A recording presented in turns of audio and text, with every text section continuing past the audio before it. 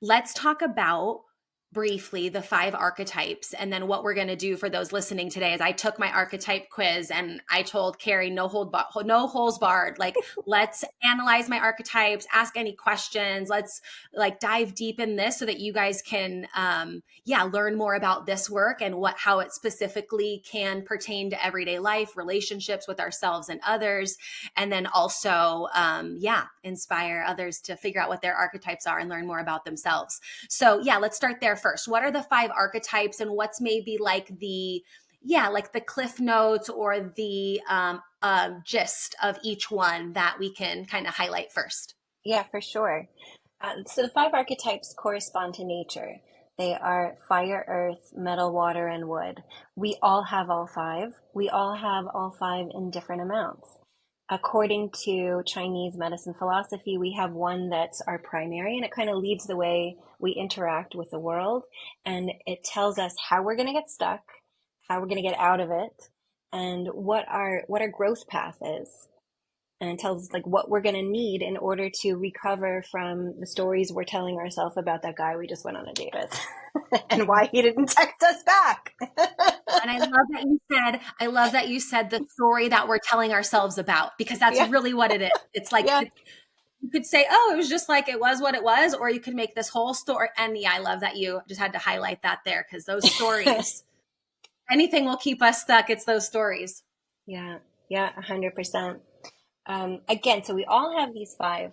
I will give you the Cliff Notes version of each of the 5 that pertains to, like, we all have all these parts of ourselves, but I'll give you the Cliff Notes of each will be, if that's your primary, you overdo this thing in your life, and it's also your strength. So fire's gift to the world is joy and hope and optimism. Fire needs to be seen, loves to be celebrated. Fire loves touch and intimacy and romance. Fire's biggest fears in the world revolve around loss of love or loss of connection. And when they have the story that they are losing love or losing connection, they go into big panic, big drama, big anxiety. Then we have Earth. Earth's gift to the world is unity and community and connection, like being together, empathy.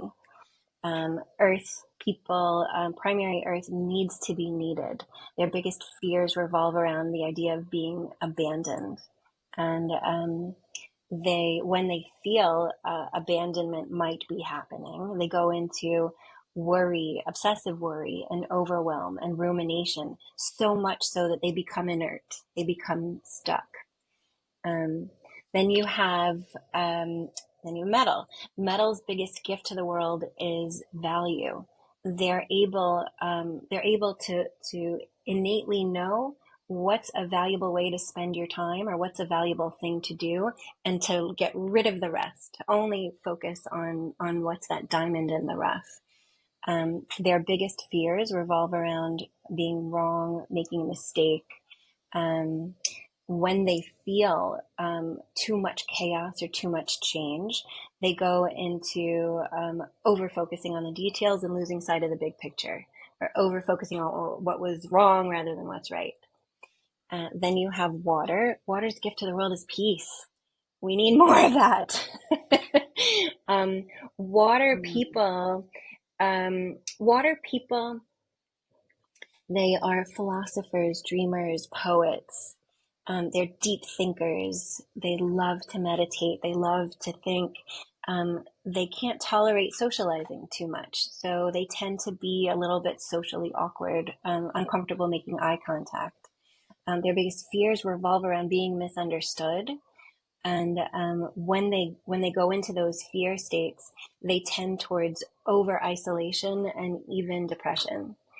And then we have wood. So wood's gift to the world is freedom.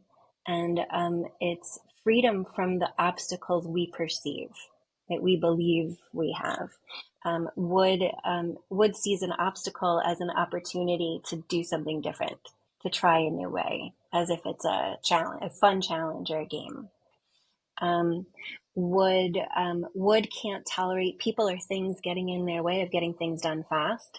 And when they do have things getting in their way of getting things done fast, their stress state shows up as anger, like a burst of loudness, a yell or a push.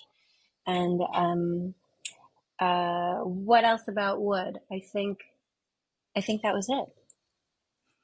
Cool. I'm like, did I cover them all? We got them. So good. Okay, then we get to dive into mine. Yes. Yes, we do. Cool. And you have my results in front of me. Mine are in my email. I need to pop them open, but I remember when I first took my quiz and then I shared it with my best friend Allie. She was like, "Oh yeah, I thought that you would." I don't remember specifically which one she said. It might have been wood. I don't remember which one my primary. Do you have the list in front of you? I Of do. what mine is? Okay, I do. cool. Because I know I saved it, but you have it accessible faster. Is my first one wood? It is. Yeah, that was the one that she said. She goes, when I was reading through this, that's exactly what I thought that you were. And I was like, oh, okay. And so I kind of, looked in a little bit of the PDF of kind of what I was sent and kind of the details about that. But I mean, she's known me since I was 2. So for her, she was like, oh yeah, that's what I thought you were, I love that. So let me tell you a little bit about when I work with somebody. Yeah. The assessment results are slightly useless out of context. They don't, if you take a personality test of, I don't know, there's so many different personality tests that you could take. Many of them will give you a report. As soon as you have your assessment results, they're like, here's you, here's all the things about you, here's how you are in relation, whatever. It just tells you this And you're complete. like, okay, but what do I do with this information? Like, Right. thank you. Right. Right. So the 5 archetypes work, it's almost the exact reverse. It's like, it doesn't tell you anything unless you have a problem to solve. It's a rubric for problem solving. So if you plug in the challenge and it gives you exactly how to flourish in the face of that challenge, like step by step, simple things to do with the body, the physical, the cognitive, behavioral, social, emotional, spiritual, every layer, because it's an Eastern practice, which is, we believe that, we can't separate the human. We're not just our psychology, because your psychology is going to change if you didn't eat breakfast. Or if somebody really, you had someone supposed to show up at 9 and they didn't show up, you're not going to be that type